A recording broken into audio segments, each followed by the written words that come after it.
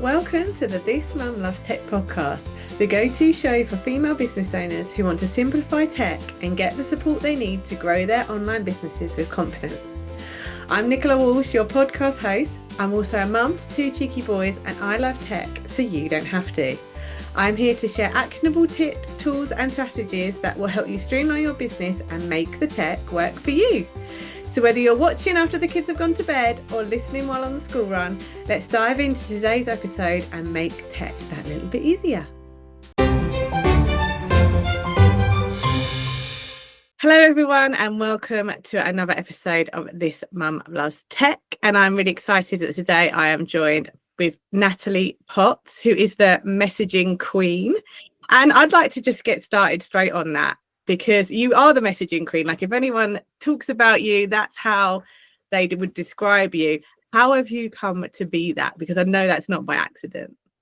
Well, I'm glad that is starting to come across, and it is starting. It's definitely takes time. So my background's very corporate. I was there for 19 years. Decided to leave and go into my business in 2022. Officially, I started as a coach, very qualified in that. That went into mentoring because I started to attract people who are coaches, love the coaching side, but not the business heads, and saw me doing it essentially. And then it went from mentoring, and I was like, actually, I kind of like the strategy side of this as well, which was go figure, everything I did in corporate. So that weaved in. But then I got to a point a few years in, was like, I love this, but it's so for everybody, and it didn't really feel that I was doing offers but not absolutely loving them. And I went to my mentor and I was like, I just need my one thing. I'd read the book by Gary Keller, One Thing, and I just looked around and I was like, what is the, success leaves clues? What's the thing that ironically others that have who are very successful where I want to be? And it was like they had their one thing they're known for. And she said, I very much love what you do with messaging. I think you weave that in really well. And I think you need to lean into that. And I absolutely trust her. She's got the ability to see through and just see what you're great at. So I was like, I'm going to run with it. So I did a whole year of just build the audience, get really clear on what it looks like as an offer with messaging, learn stuff about it because I didn't feel the expert. And I knew I had to go in that journey piece.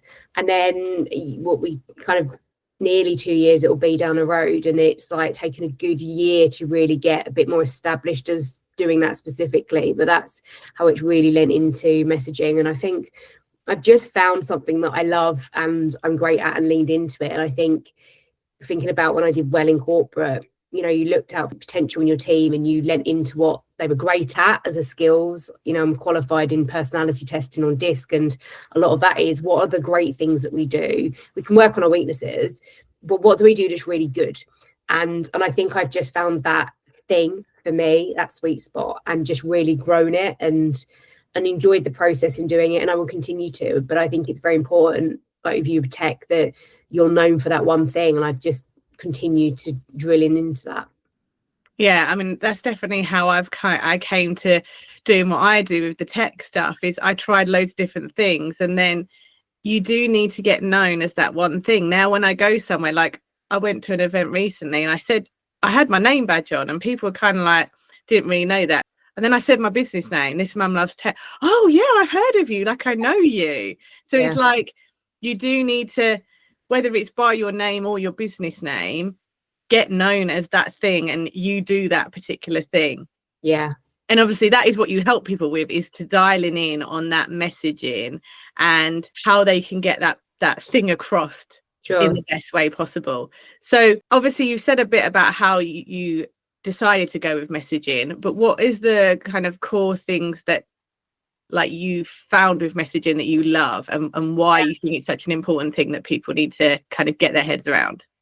The biggest thing for me with messaging is that people often as business owners they're leaning into the wrong constraint in their business. It's the wrong problem that they're focusing on. Often you'll hear things like, haven't got enough leads, I'm not putting out content, or I'm crap at sales.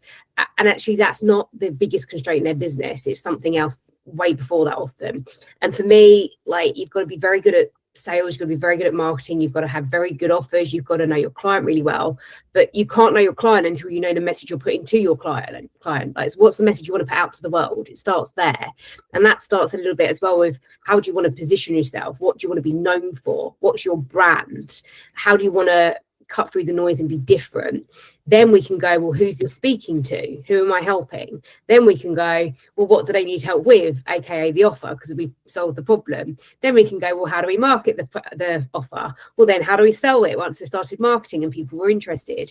And then guess what? How do we client delivery mode as well? So that's how I've kind of created a method, a model that way, by taking it step by step and reverse engineering backwards. But messaging, you can't sell if you don't know the message. Therefore, and before that part, you need the marketing. Before that part, you need the offer. Before that part, you need to know your ideal client inside out. So I think that people are often leaning into, I just need more leads.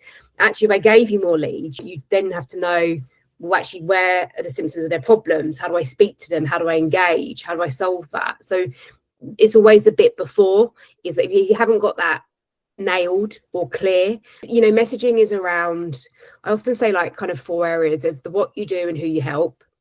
There's how you do what you do. I'm a very direct communicator. You will have certain styles, as I've mentioned, with personalities. I'm very no BS, let's get it done. But I'm hopefully, and I say hopefully, I always try to be empathetic and compassionate with that. But I'm also not going to be the person that you can come to 4 times and go, oh, I haven't done it. Because I'm like, what? You're wasting both of our time here, right?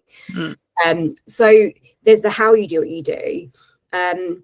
There's your story part as well. Like, what's your story and your journey? The first thing I said was, I've come from corporate background, and I'm sharing, I will expand and share more about my journey and my story. And I don't have kids, I'm getting married and things like that. Why? Because it's relatable for people and it's of resonance, and we like to feel that we belong. We like to feel that things are familiar because that's safe, it's secure, it's comfortable. And that's the human wiring that lots of us like naturally. So by sharing, able to unpack our story and share it, people come to us and go, like, they feel heard and seen genuinely. This isn't just things we say. And then so there's that part of how do you get your storytelling, which leans into kind of then, well, how are you different? What's the other stuff that you share beyond the business? Like, I will say, I love a G&T. I love the theatre. I've done a drama degree. I like traveling. I'm very much about work hard, but I'm not going to be that hustle anymore. I opted out of that when I left corporate. So, finding your difference. And one of the things I often talk about is the things like, look at Alex Hormozy has a strip on his nose. Stephen Bartlett used to wear the hat years ago when he first started his business and podcasting and things. You just mentioned around, if I'd have had probably a name badge going, his mum, the tech mum and stuff like that, like you do, and people remember you for as mums in tech, then you're probably going to be more known than Nicola. So it's finding, like, what makes you different. What's that odd, weird thing or something that stands you out from people? Because if we mix in and we're the same as everybody, or if we try and serve everybody, we're not going to be ever speaking to the right people. And that's the kind of the marketing message of, you serve everybody, you are for everybody, versus we have to be able to cut through the noise and serve certain people. And that's why you'll get the cliche of the Americans where they say the rich are in the niches. Like, these things are true. You have to very much, when you start a business, help one market with one thing and then build it and grow in time. And that's why you're known for tech, and it makes it so much easier. Like, people ask me, who do I help tech? I'm like, oh, go to Nicola. Like, it's just, it's not like it's so unconscious. That's why I like you in the mastermind, to help my clients, because it ain't my gig. It's never going to be my gig. I don't want to do it. I'm not very good at it. I'm great at what I need to do for me. Why, again, give that to the expert, get somebody in who's better than me on it. And that's how you can grow as well, by being honest with yourself of, I can't do a thing, I don't want to. Who else can do that? Because that's how I can grow. So my time goes into, you come in and help my clients on stuff that I don't like to do. I go and do more lead generation and get more clients in and make more money. Win-win, right? And I can enhance the experience even more. The more money I make, the better I can make the mastermind for clients, the better results I get, the quicker results I get. So a longer way to answer that, the messaging forms such a great part that sometimes if we slow down and look at these areas in our business, it will give us so much more clarity to actually then, when we start a day, or we know what we're doing and leaning into, to actually grow the business. Yeah, and I think one of the things you said is a lot of people are worried to be that specific or niche that much, because they're like, but I can serve everybody. And it's like, but then that does as you said, affect your messaging, because you are then talking to everybody. Yeah. And what you want is someone to read that post and say, this is me, and you can help me with this thing. And that's definitely something that where I've been was in your membership and worked on for like the 6 months at the beginning of the year.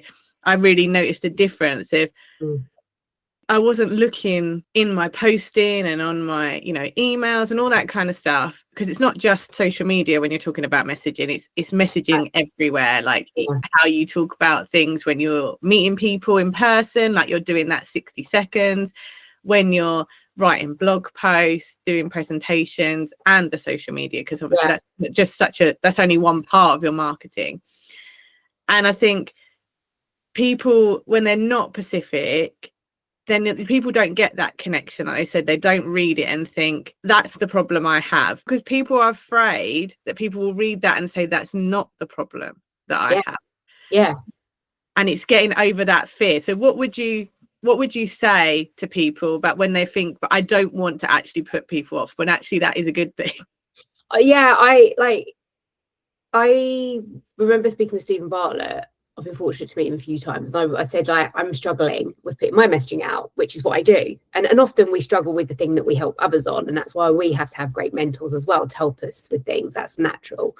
But he said around that you're going to have to piss people off. And for me, like, I've said that to a few people since, and I'll share it in this way that, it wasn't as such my words, it was his words. I could own it and say, you need to piss people off. I think you need to have a bite about you, that you're not afraid to say something that's going to absolutely anchor a response of, I'm with you, that's me, or my God, no way, she's not for me. You can't be liked by everybody. And I've done a lot of mindset work on the courage to be disliked. There's a great book on that. I've leaned into having to look at, my mindset on things. You have to lean into rejection, which is huge in sales, to the point of, like, I'm like, go for the no's. Like, you want more no's in you, but if you're getting yeses all the time, again, it's for everybody. You're not working at the level where you're going to grow quick enough because you're too comfortable. And I think that tells you a lot about your business. Similar to sometimes when people are like, yeah, I'm doing all right. Like, there's no problems in the business. I'm like, you're in business, right? There's problems every freaking day. The more your business grows, the bigger those problems get. Never did I walk into retail and just have a first few hours of drinking coffee and there's going to be an amazing day today. Like, it was, every day was more problem after problem after problem after problem. And you had to prioritize those problems. And again, a lot of that is business. So you're going to have to embrace, you're going to do a lot of mindset work. And I think there's like the two parallels: running the business and the work you have to do on yourself. And then being in the business, but you've got to do a lot of work on yourself, a lot of personal development. You're going to be told things you don't like and are really hard to work through.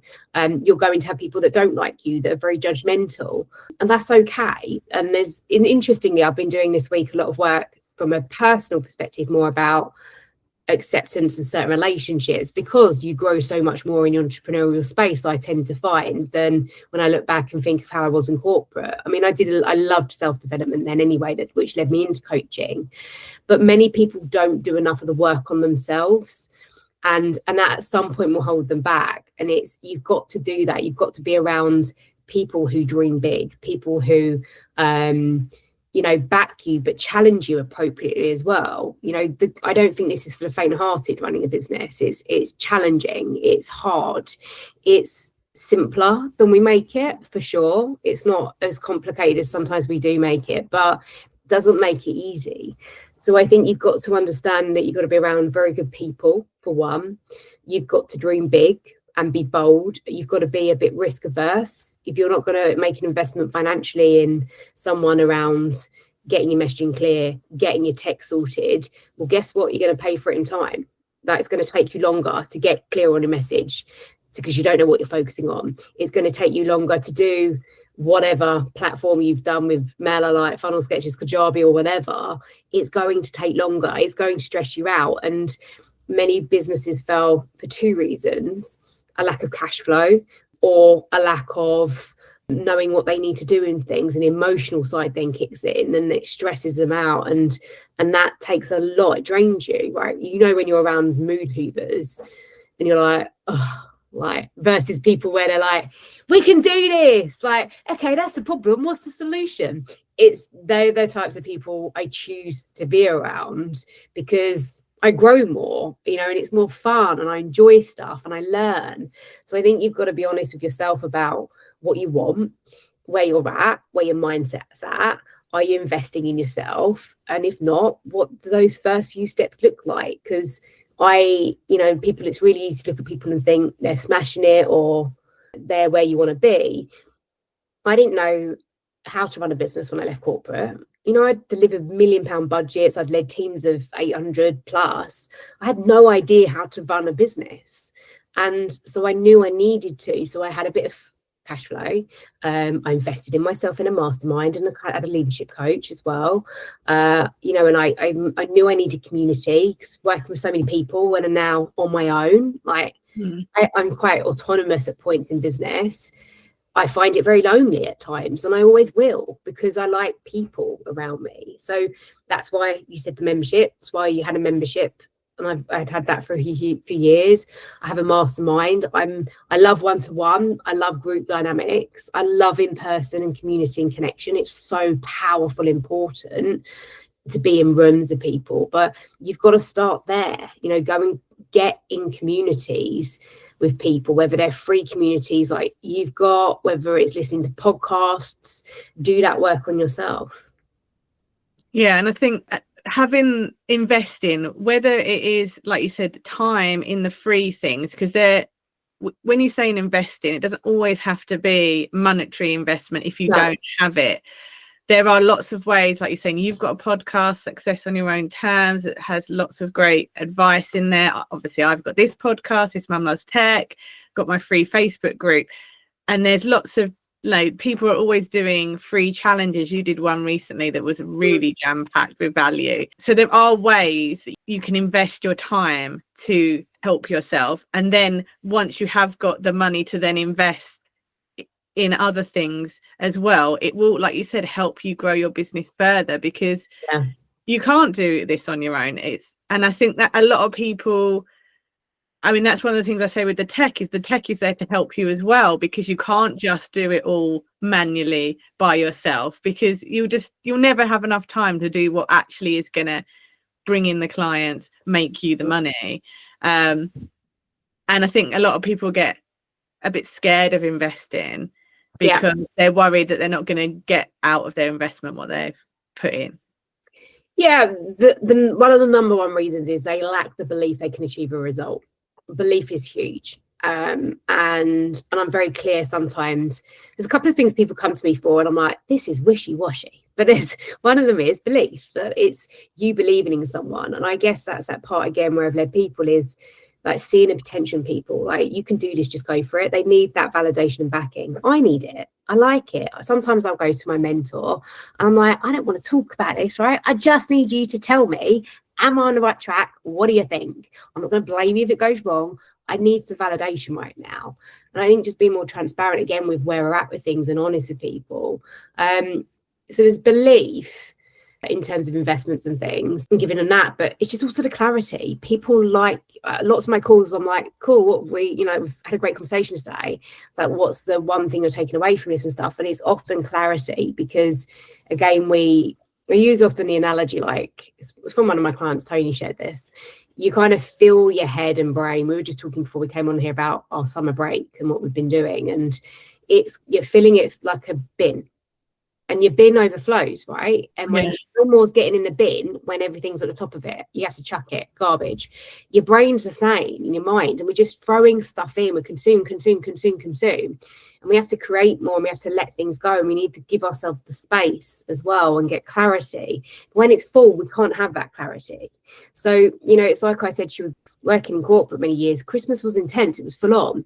You can't keep that level of performance, high level, constant all the time. You do need to slow it down. You need to just have some time out, just take some time for you and slow down. And all these things are so important. But yeah, back to the point around investments.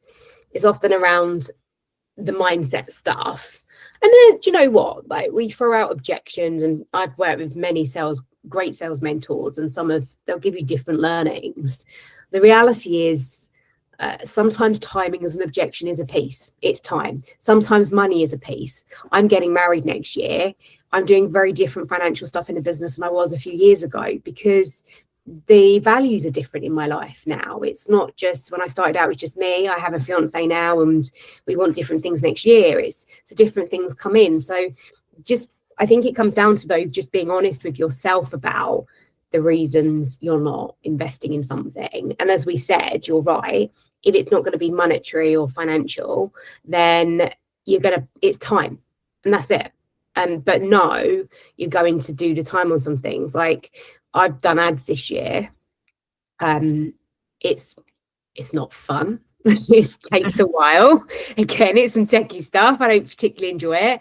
I enjoy it more than I did in January, because I'm like, I can do this now. It's taken me 10 minutes, not 2 hours. But like, reality is, I could have actually just paid somebody to do all my ads. But one, I don't want to spend that financial investment on that. Two, it's something I feel I need to learn and want to learn. So I'm like, well, suck it up, buttercup. It's going to take you a little bit of time. And it has taken time. And I'm like riding the bike. You do get used to it. You do get quicker. But you have to, at some point, no different to when I started the business. And I was like, I ain't doing accounts. Like, I want to know my accounts. I want to know my P&L, my balance sheet. I've got no interest in doing it. So it was like, that's what I'm going to pay someone for, because guess what? That's going to be the thing that stresses me out if it's not done as well, which stresses me out, emotional, drains me from my business. So a lot of these conversations, I guess, today here is, I think you have to be really honest with yourself about some of these things. What do you want in that? And lots of people can't always be clear on, what do I want from the business? And I think good people around you to help you navigate the answers to some of this as well, and then make those decisions. And because sometimes we just we need that bit of reinforcement on things. We need that belief, we need that validation. Those things are important. Some people invest in people just because they want to be them to be a cheerleader. So it's, what do you want from the investments that you're making as well? Yeah, and I think it's important you were saying about how deciding whether it's something that you need to learn or something you can outsource. And I think that's a big distinction to make. And I say that a lot with the tech when I'm going through that with people, is sometimes you need to understand the foundations of it, so that when you hand it over to somebody, you know what you need to hand over to them. And if you don't understand those foundations, then you're not going to actually make the most of your investment of that person you've brought in to help you, because you don't know what you need to give them. So sometimes it is a bit of both. You need to learn to a certain level to then be like, right, well, now I can give this to somebody else to do. Yeah. And it is that, I find from the clientele I've got, like, is a big one. Like, it comes up a lot. And I also appreciate, I'm quite okay with tech. It's not, I'm not the depths of coding or anything, but I do all my landing pages and stuff like that. I've tended to do most things. So it's like, actually it gets me the result I want right now. But I think, again, it's that part of, how quick do you want a result, and what does that look like? There's so many resources and different things we can look at now that help us. You've got to look at it and think, where do I want to be? What's the gap? What's going to drain me? What can I do? What do I not want to do? And just go for it.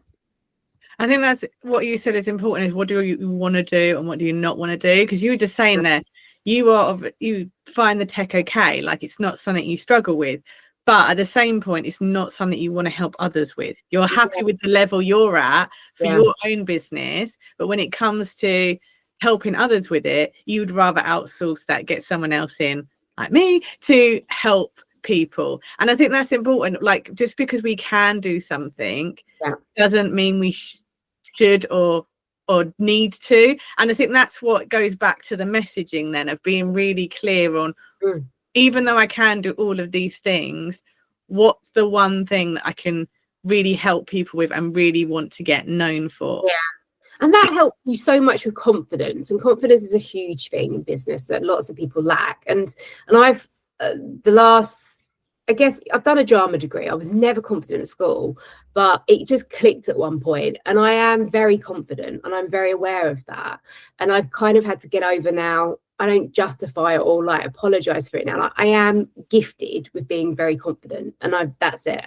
So, you know, I'm very clear on what I do want to do and not. So I don't, when somebody says, oh, did you do this? No, I don't.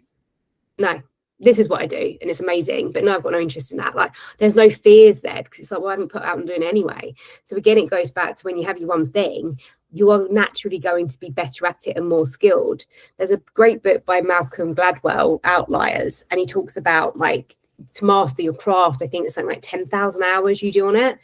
You know, it's essentially saying the idea of when you're talking to your kids and it's like, what do you want to do when you're older? Which I think is an awful question to ask an 8-year-old, but yeah.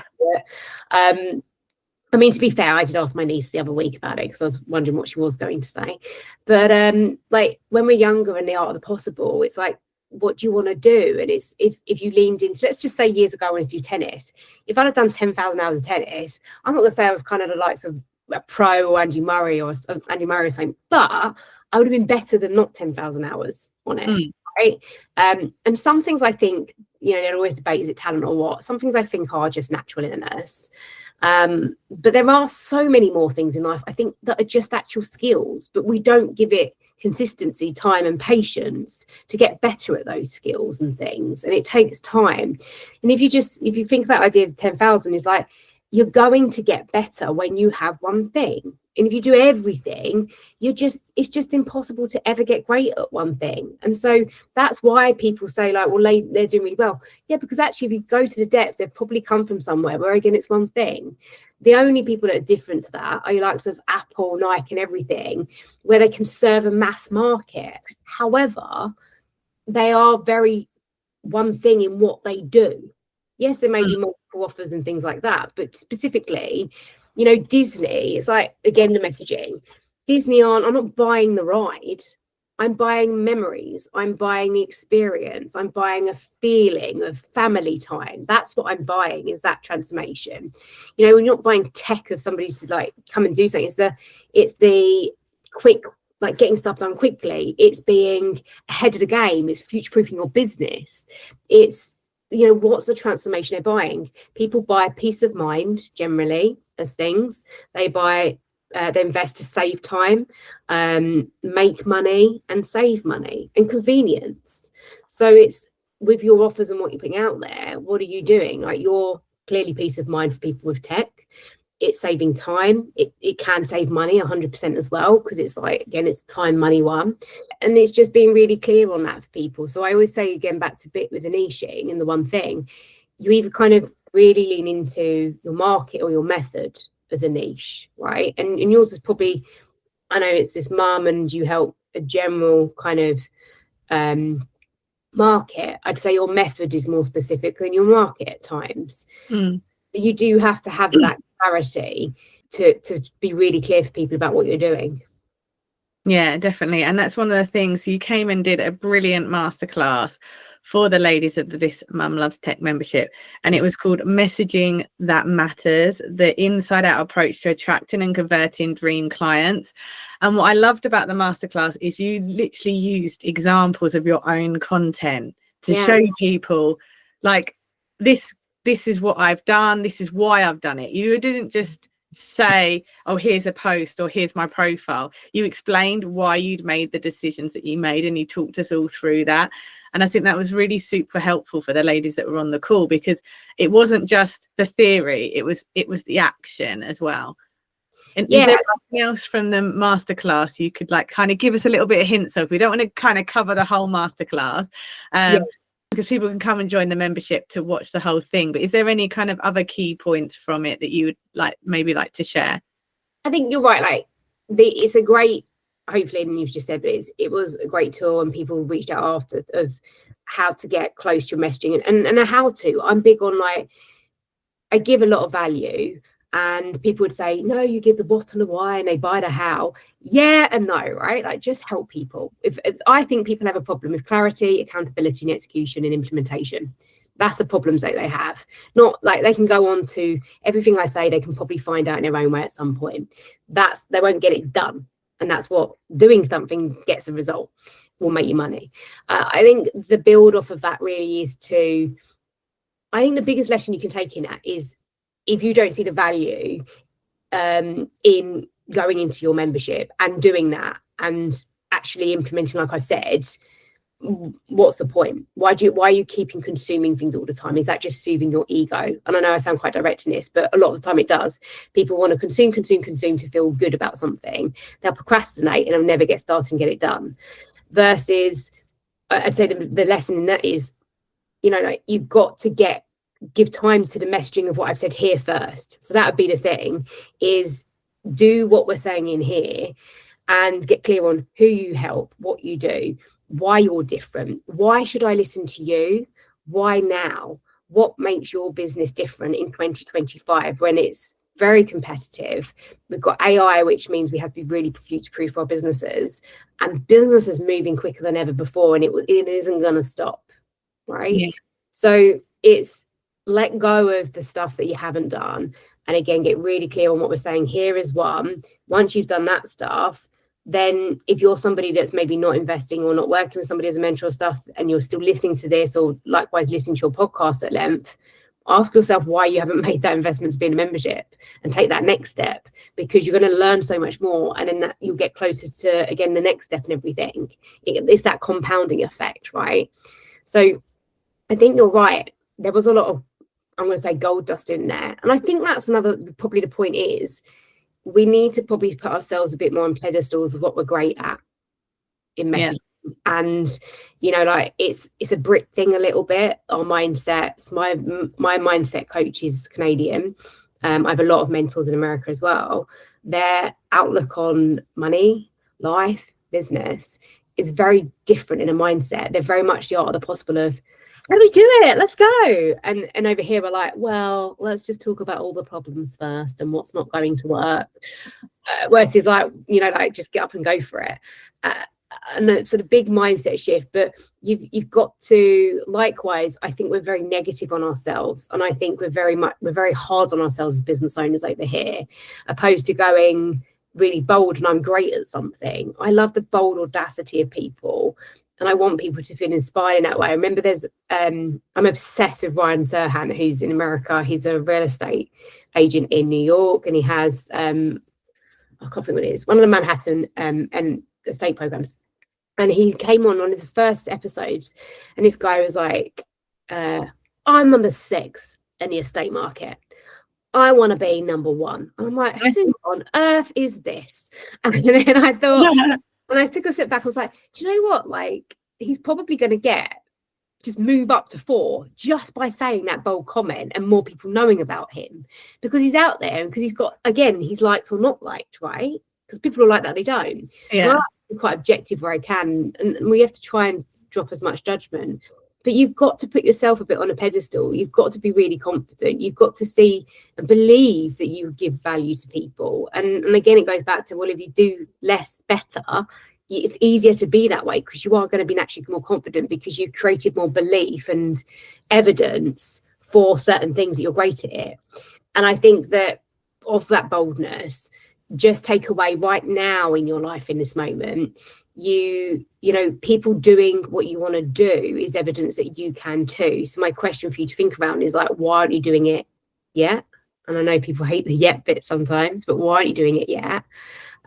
What are the reasons you're holding yourself back? Just get out of your own way a little bit. Often many of my clients, I have to be quite to the point of, I'm like, do you mind me sharing a bit of honesty? And they're like, yes. And I'm like, I need you to just get out of your own bloody way. Like, you're the blocker here. And they're like, yeah, I know. It's like, right, what are we going to do? And that's a lot of us in business, is we're the blocker to start with. Yeah, and I think that's something that I find quite refreshing about you as well, is that you do, and I think you said this at the beginning when we was chatting, you are empathetic and you are supportive, but you're also, like, real with, you're not just going to say, oh, this is great, well done. If it's not got them the results you want, you're going to look into it. Well, why? Because we need to make a change then. Yeah. And, yeah, well done for doing what you did, but yeah, you need to do this. And, I know you've given me sometimes one of the things when I didn't have a launch that went well, and you said, do you want my honest opinion? And I was like, well, yeah, there's no point paying for memberships, masterminds, whatever, and not getting the honest opinion of the coach, because that's what you're there for, because that's how they're going to help you. Yeah. Look, I've got one interesting. I was very male dominated environment in corporate, and then leaving, I fell into again another mastermind that was I'm not going to say bro marketing, it's wrong, but it was very male dominated. And then I deliberately left and went with a female mentor, and then was in a completely female mastermind for nearly 2-3 years. I've worked with her and continue to. And now, but in the minute, I've just also flipped back, and I was sharing it with her to a male mentor. And it's actually a fitness industry. It's very, very different industry, because I think that's healthy to see what others are doing as well.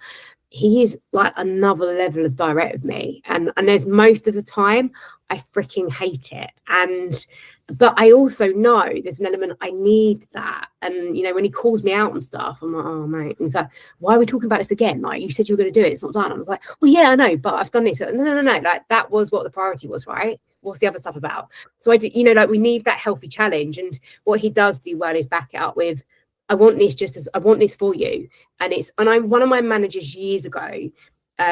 He was very honest with me. I remember one year we had performance reviews every quarter, and I'd done like nothing on some of the goals. It wasn't going to be pretty. I knew it. And then he was like, and I just basically set too many goals and not achieve them. He was like, it's not good, is it? And I was like, no, it's shit. I was like, what are you going to do? And I was like, I'm never having this again. That's what I'm never having. I was like, look, I can sit here and say to you excuses. I can feel sad. I could cry. What's the point? I've not done good enough. No, and I accept that, but I'm going to do X, Y, Z, and we move forward. And I think people respect you more when you're honest and transparent in that way. And you get better, because it's a hard reality, and none of us wake up in the morning going, I'm really going to annoy Nicola, or I'm going to set the intention to be a Burke. Like, we just don't live lives that way. And if you do, we'll then expect to be managed or not have many friends or liked. But generally people have a good intention and to do well. So I think it's always like, just again, that's healthy to have. I think it's unhealthy not to have a level of challenge and uncomfortable in your life and business. You don't grow. It's just so safe. And that's why some people are really stuck and unaware they're unhappy, or they are aware they're unhappy. But that's so safe for them because they've been there for so long, and I was a bit of that in corporate. Actually, I wasn't as happy as I thought I was, but to leave was bloody scary. Like, it was a huge leap, right? Who pays my mortgage? Who does certain things? Like, what if I fail? And I think we need to, therefore, with that, get a better relationship with failure. Like you were just saying, like, we need to experiment more and just see things a little less emotional. Like, you're not a failure. It's not Nicola that failed a launch or didn't do X, Y, Z. There's other things, I've done stuff and it's not worked. I'm not going to go, oh, it's Natalie, I'm crap, I'm this, I'm that. It's like, it didn't work. Why didn't it work? What worked? This worked really well. This didn't. Okay, well, what can I do? How can I solve that problem quicker then? And that's where I said at the start, like, it's just problem after problem, because we're just going to always be refining and working. And so therefore, sometimes the perspective, the lens we can change on things helps us view how we approach it, and just be more like, it is business. It's not, if I don't want to do the business and shut it down one day, like, I don't have any intention to do it, nor do I ever want to, but like, there isn't going to be an ego there. It's going to be cool, I'll go and get a job. Like, I'm not going to pay my bills. Like, life moves on. Like, nobody cares. It'll be newspaper for a bit, in some people's life maybe, and then life just moves on. Yeah, and I think the business and everything is so personal to us, because we've grown it and we've put all this time into it, but it's not to other people. No one cares. They don't care. People say, I'm just going live and he's doing my makeup. I don't care. What's more better for us now with stuff like that is communicating a genuine message of who you are. I always struggled in corporate to be vulnerable with my team, and that was a hard feedback lesson once from directors. It didn't help me not being vulnerable. So I have to do that in the business. I put out a post Strangely, actually, I put it out yesterday. I put it out a month ago as well, but I've only put it out yesterday because I can't run it in an ad, and it did bloody well a few weeks ago. I can because it had music on, you can't run it as an ad. So I was like, in my head I was freaking out about, oh, but if people see this again, they're going to be like, why is she putting it out again? She just wants validation likes. I'm like, no, I just need it for the ad. But I was like, I was working up about the rejection I'll get, or if people see it twice. I'm like, just put it out. Like, we care so much about stuff that doesn't need to be worried about all the time in business, and no one often cares. And you just, again, it's just, don't let those fears control your life. Like, I tend to go to the gym and then I'll jump on and do a live on Instagram to prove the point, because I was like, I can't walk the talk and being like, just do it, or tell my clients just do it, and not do it myself. But that has more resonance to people than if I'm always showing up perfect. In my head, it's like, or my audience, it does. Again, and it's speaking to your audiences. If you're in beauty and you know that you always show up with your makeup done and hair done, and your audience is that, it's probably not going to serve you to come on with no makeup unless you make the point about it. So again, it's knowing yourself, knowing your clients, knowing your audience. And that's a message in itself, is how we communicate in different ways. And all of that work involves you understanding that about yourself and your business.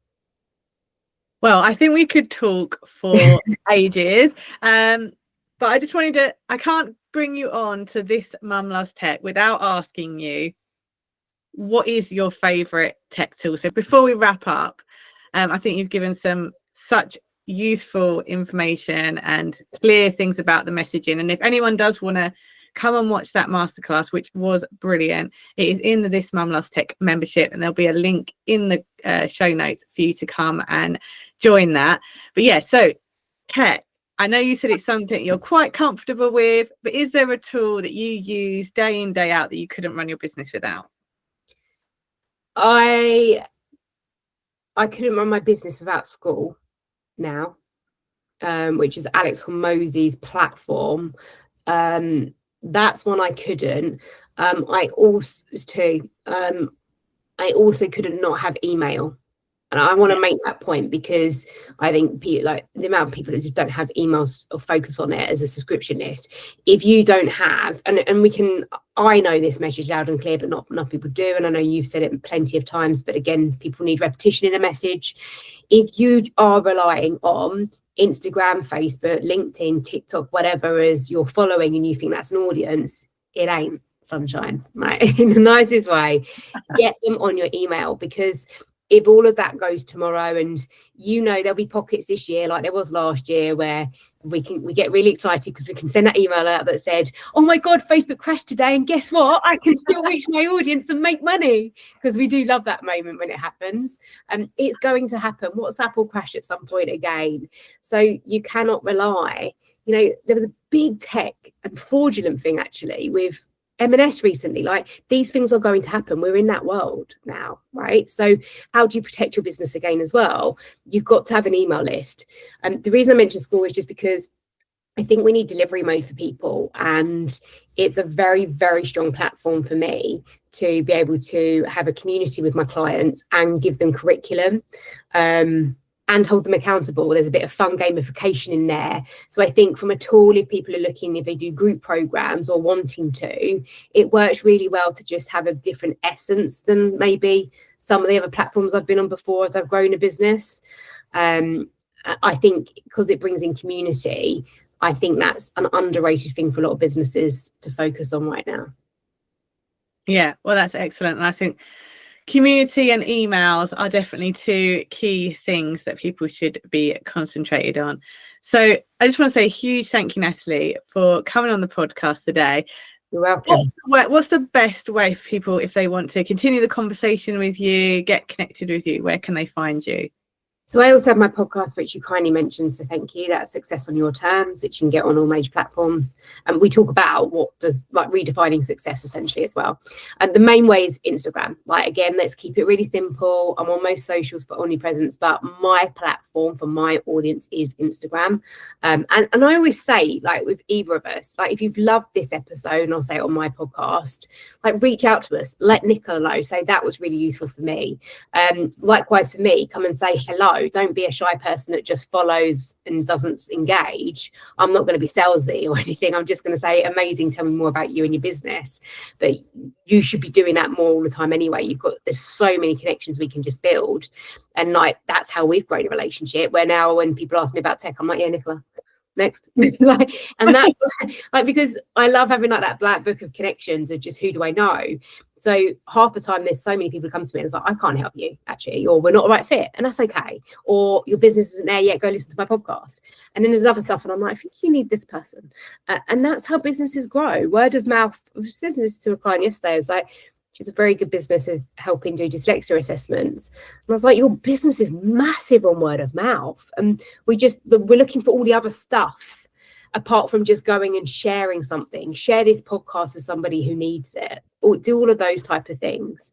And yeah, I have the ability to go off on a tangent and not answer something quickly. And you were talking about email lists. So what's the way that people can join yours? So I have a messaging checklist, which is nataliepotts.co.uk/checklist. And it's going to help you through seeing how clear your messaging is. I get checklists can be boring, but they're quick and easy as well. But it will just give you a bit of an idea of maybe where you want to focus on to start with the things I've shared around messaging in this podcast. Excellent. Well, all of those links, Natalie's Instagram and the checklist will be in the show notes, so please do go check that out. I'm very grateful that I came across you end of last year, and I couldn't imagine not being connected now. So just thank you once again for coming on the podcast, and I hope everyone has enjoyed this episode. I definitely have enjoyed our conversation, and I will hope you join me for the next episode of This Mum Loves Tech. Thank you so much for tuning in to this episode of This Mum Loves Tech. If you're ready to save time and cut through the overwhelm when it comes to the tech and the tools your business really needs, don't forget to grab my free time-saving tech checklist. It's a super simple checklist that shows you what tools are, I believe, essential for your business, what can wait, and what you may have signed up to that you're not actually using. Download your copy at thismumlovestech.co.uk/checklist and start making the tech work for you. You can also find the link in the show notes below, and I'll see you in the next episode.